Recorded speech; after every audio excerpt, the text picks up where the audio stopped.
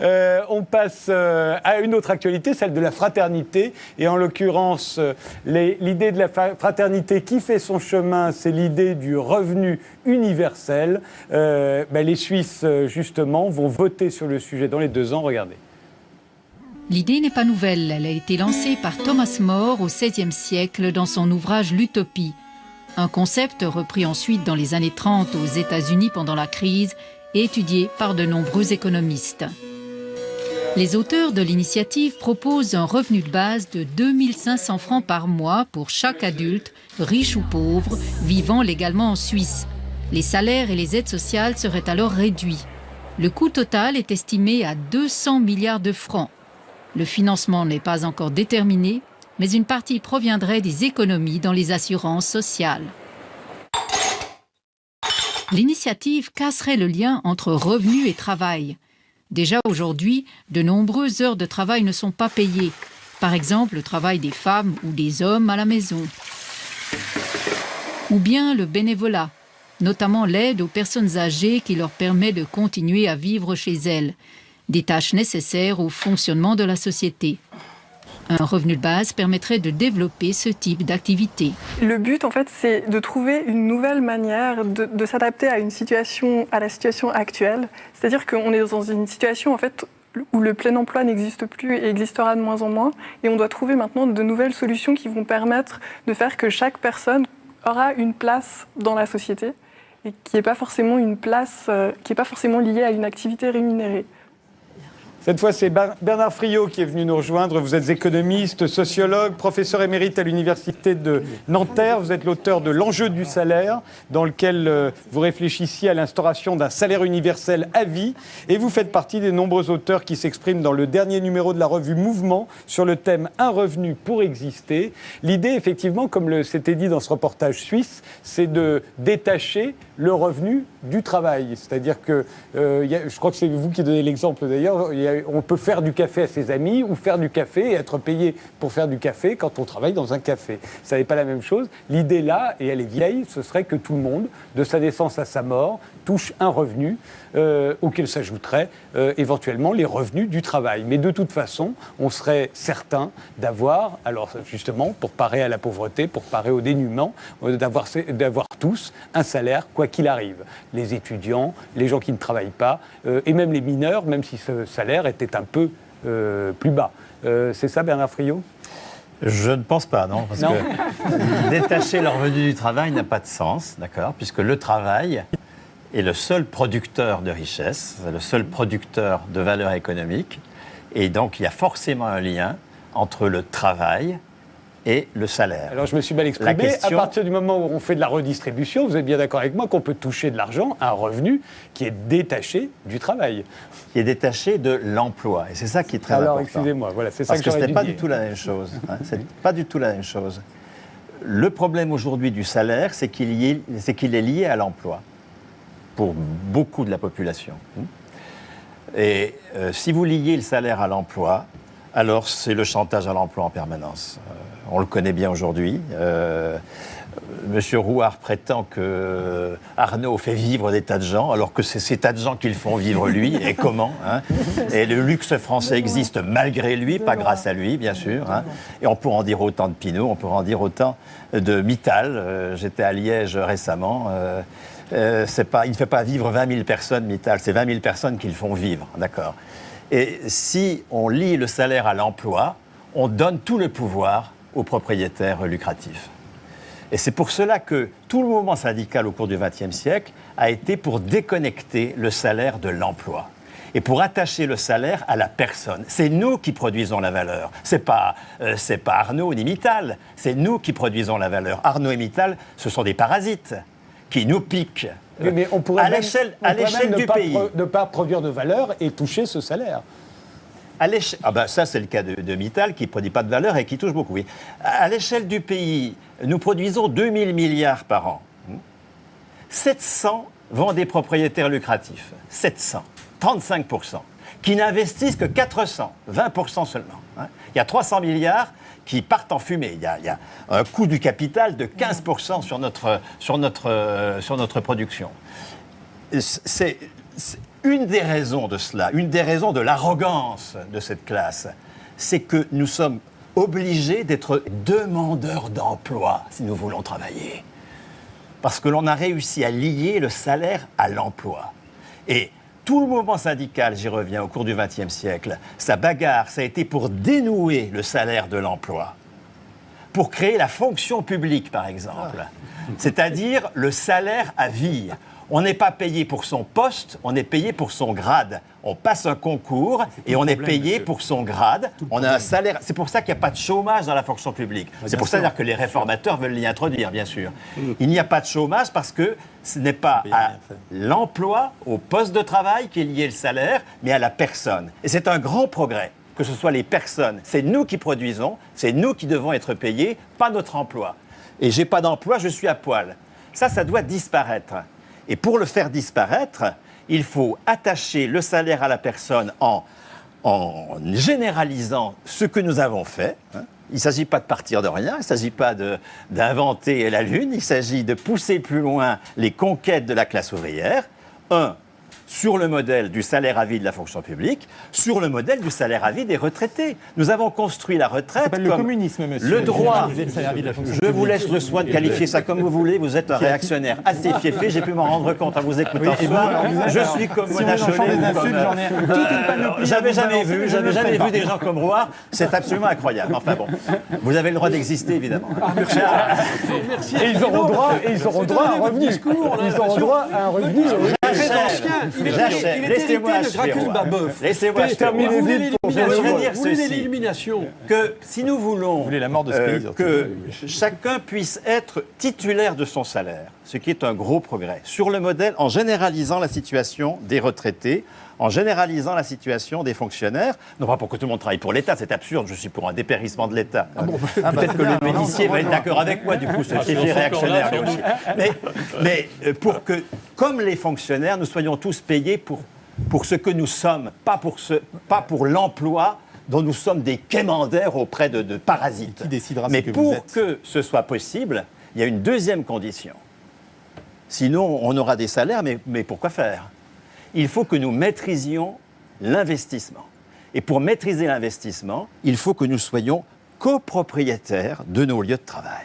La propriété, la condition de la responsabilité, il faut en finir avec la propriété lucrative. Nous devons être copropriétaires d'usage de nos lieux de travail. Ce n'est pas du tout le cas en Suisse. En Suisse, ils proposent un salaire minimum. Mona Chollet, puisque vous avez signé le sujet dans le monde diplomatique, ça n'implique pas le communisme pour vous Non, c'est-à-dire que, en fait, je trouve la proposition de Bernard Friot très intéressante aussi. Il y a évidemment, mais c'est pas la proposition qui fait l'objet de l'initiative en Suisse, ni de l'initiative européenne qui a été lancée aussi il y a quelques mois. Mona, je signale que c'est bien une initiative européenne. L'Union européenne n'est pas un grand parangon de la démocratie, que je sache. Donc méfions-nous d'une proposition de l'Union européenne. J'ai d'ailleurs été surpris, je dois dire, que le monde diplomatique sacrifie à cette affaire en faisant un dossier assez, comment dire, assez dans l'air du temps. Vous allez être déçu du parti. Alors, Mona ? Non, en fait, juste pour développer un peu le revenu dont moi j'ai traité et qui fait l'objet des initiatives, c'est pas un renversement du système, c'est l'introduction du revenu garanti dans le système existant. C'est-à-dire que tout le monde touche un revenu fixe qui permet de vivre décemment. En plus, et qui peut cumuler éventuellement avec les revenus d'un travail si par ailleurs, dans le système existant, si par ailleurs il veut gagner un peu plus d'argent, ce qui sera probablement le cas d'un grand nombre de gens. Voire beaucoup plus d'argent. Voire beaucoup plus d'argent. Mais au moins, il existe ce choix. C'est-à-dire que chacun peut se poser la question, se dire, qu'est-ce que j'ai envie de faire de ma vie exactement ? Est-ce que j'ai envie d'avoir du temps à consacrer aux autres, à des occupations qui m'intéressent, quitte à avoir un niveau de consommation tout à fait modeste, mais après tout, c'est une contrepartie qui n'est pas forcément très dure à accepter. Ou alors, est-ce que je préfère cumuler ce revenu avec un emploi normal et voilà. Une idée qui est dans l'air du temps, d'ailleurs dans le dossier du monde diplomatique, on s'aperçoit qu'il commence à y avoir des expériences un peu partout dans le monde, sur tous les continents, des expériences très différentes. Martin Hirsch. Moi, je ne suis pas du tout convaincu par le concept de revenu universel. Quel que soit son nom, allocation, je ne dis pas que si je débarquais salaire, dans une île où il n'y a jamais rien eu, où il n'y a jamais eu des tas d'impôts, de trucs, etc., je me dirais peut-être que ça serait sympathique de commencer par ça. Mais penser qu'on va passer au revenu universel, regardez, on a vu, c'est déjà compliqué de piquer 1 milliard dans les 700 milliards de prestations sociales et de les transformer, de les porter de l'un à l'autre.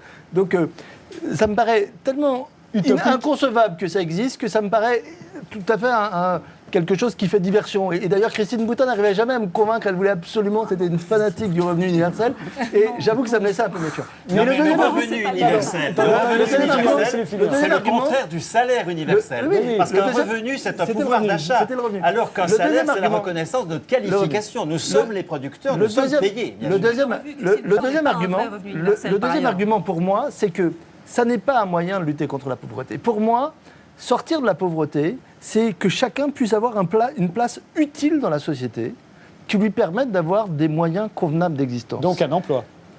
Donc un rôle utile. C'est-à-dire que quand on est trop âgé, je pense qu'effectivement, on peut jouer aussi un rôle utile dans la société, que chacun cherche à avoir un rôle utile dans la société, et que ce qui manque dans cette société, dont on crève aujourd'hui, c'est qu'il y a des gens qu'on met dans le compartiment de l'inutilité. Alors, vous êtes trop vieux, vous n'êtes pas assez qualifié, vous êtes au chômage depuis trop longtemps, etc. On vous parque dans un compartiment de l'inutilité. Pour moi, l'urgence, c'est les sortir du compartiment de l'inutilité. Et ma vision, mais un peu de principe de la société, c'est une vision dans laquelle on redonne un rôle utile. Attendez, excusez-moi, et je pense que je comprends pas, ça nous écarte de même ça. qu'on donne aux gens le droit de vote, quel qu'il soit, oui, sur leur origine, leur couleur, etc. C'est ça la Constitution. Pourquoi ne pas leur donner un minimum garanti de la naissance à la mort qui leur permette de vivre. Juste pour qu'on comprenne bien, vivre décemment. Il y a des revenus minimums, mais mettons qu'on dise à tout le monde, vous avez le revenu minimum, mais puis du coup, vous n'avez plus besoin de travailler, etc. Mais les gens déprimeraient, la société serait... Alors, c'est le droit de vote, la différence. Si on avait... Si vous êtes utile par les livres que vous faites, si vous disiez non, le droit de vote, il nous pose comme des citoyens. Il nous pose comme participants à la délibération. Le revenu universel, il nous pose comme ayant des droits.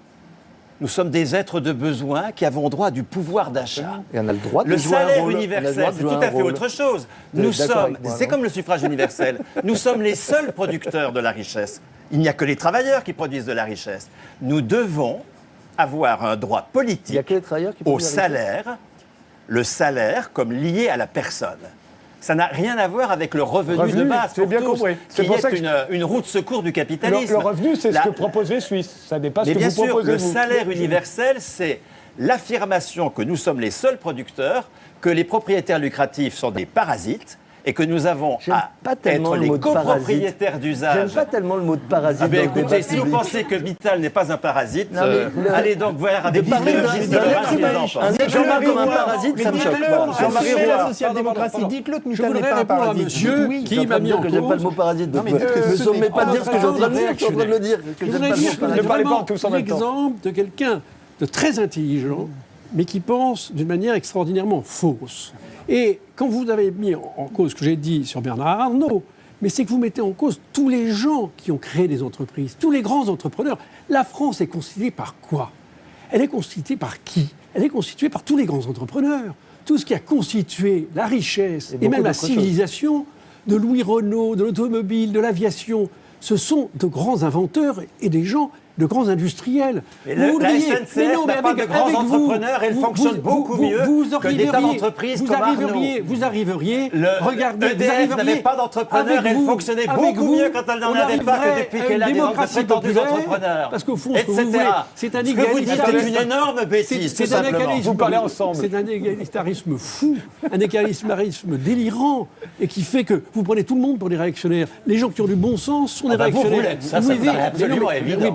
C'est évident. Pour vous, vous écoutez plus de 5 minutes. Parce que vous êtes dans votre folie, vous êtes dans votre bulle, dans votre schizophrénie. Vous le voyez même. Même Martin Hirsch, avec pourtant je suis. Hirsch, pas riche. Avec lequel je ne suis pourtant.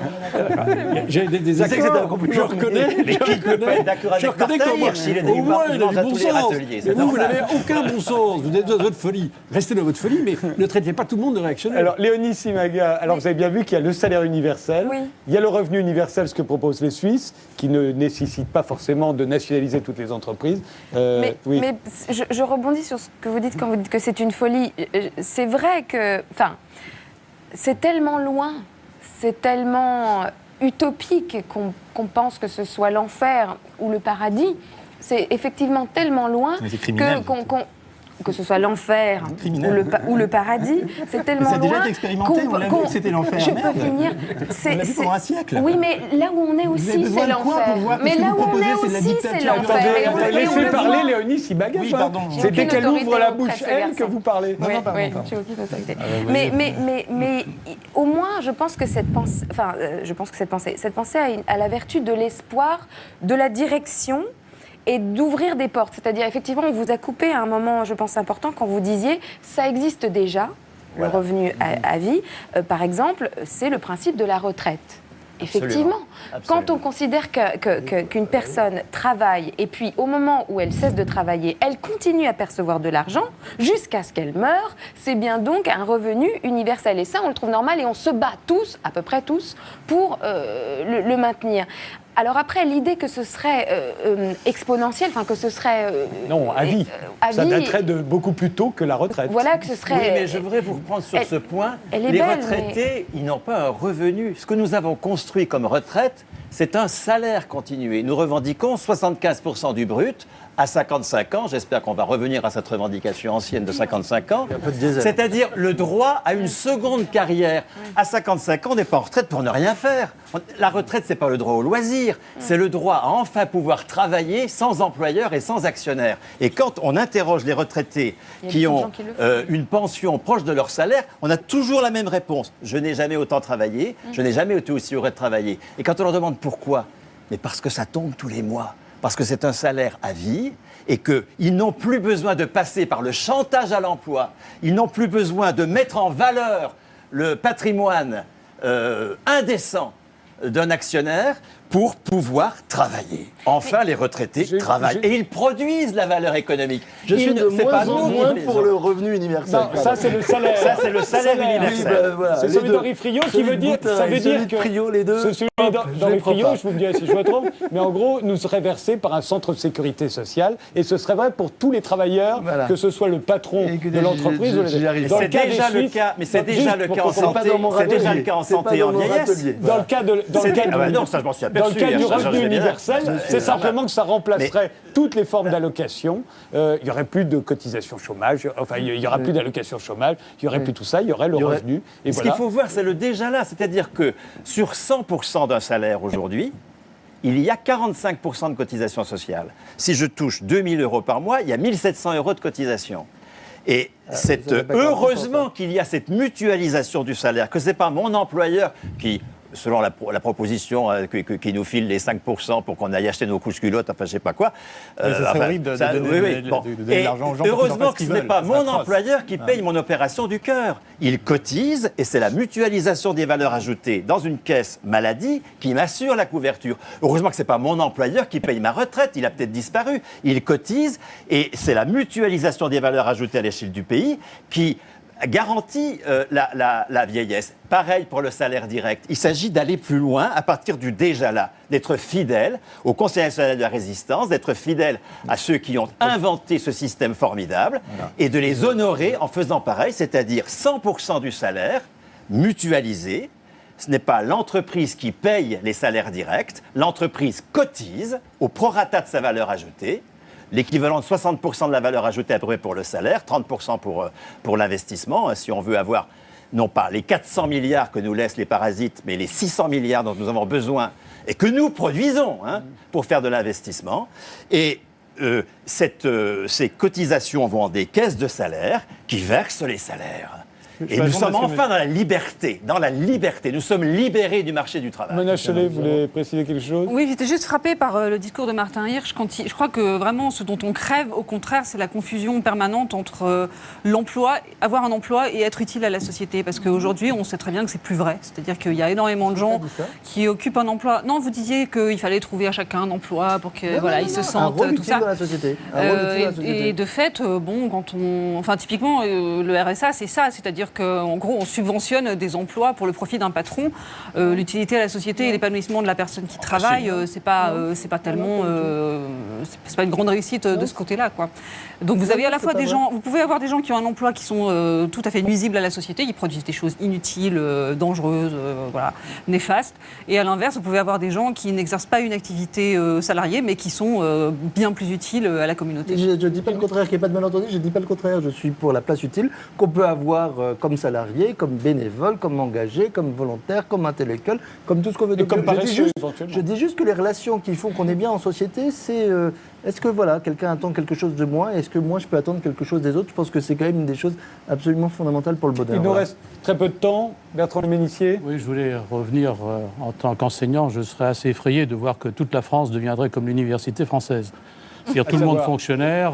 Et si vous connaissiez bien le milieu, et mon collègue le connaît certainement, c'est plutôt la haine qui existe et les clans et un ensemble de choses qui n'ont rien à voir d'être tout à fait pacifiques.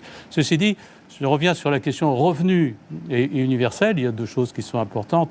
Le revenu minimum qui avait été institué normalement par Michel Rocard, dans l'idée, dans la façon dont il l'a vendu, c'était pour se substituer à toutes les aides. Hein. Voilà.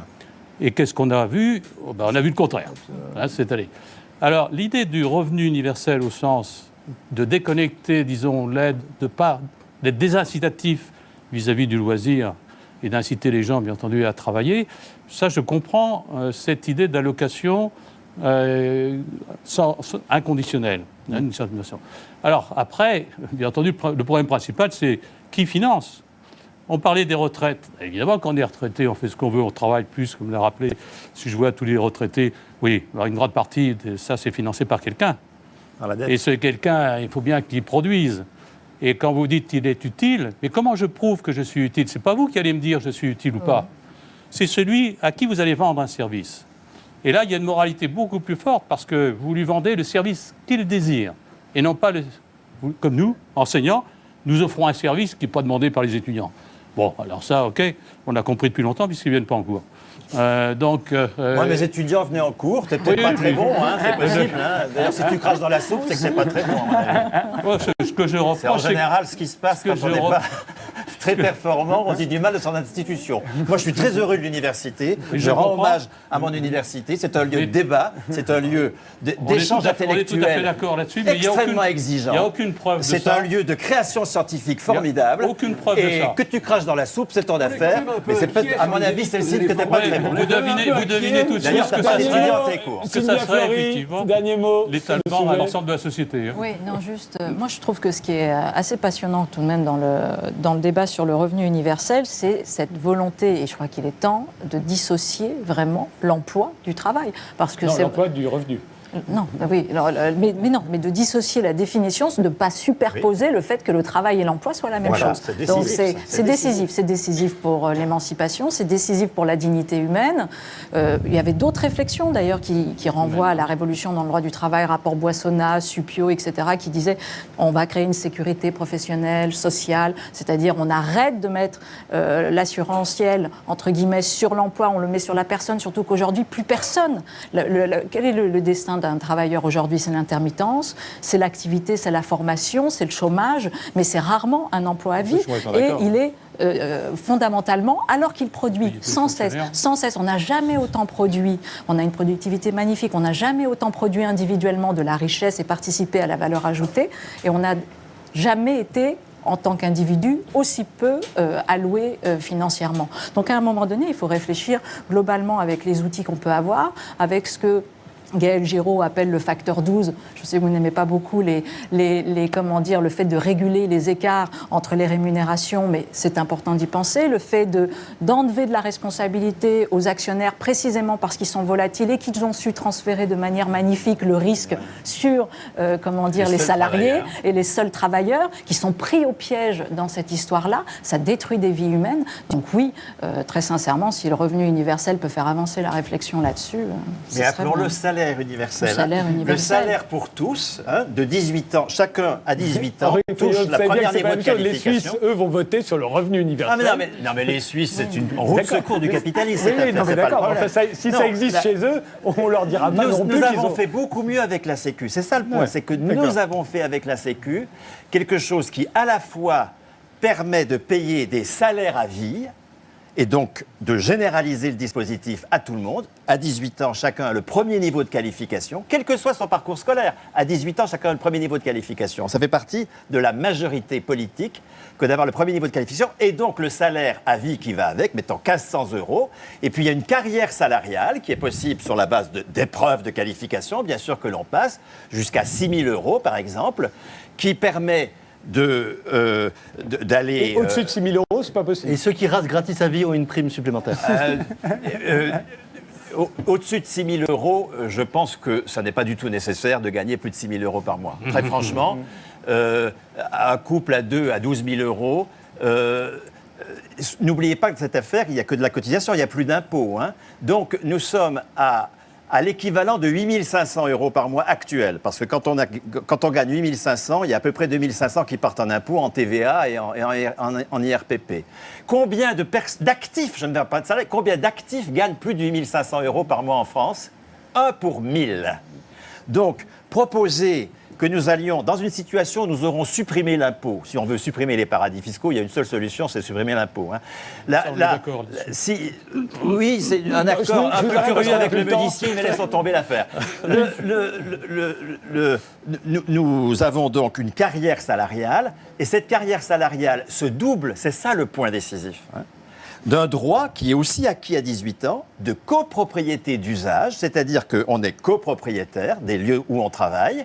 On décide de l'investissement, on décide de la hiérarchie, on décide de ce qui va être produit, on décide des accords internationaux qui doivent passer dans la division du travail.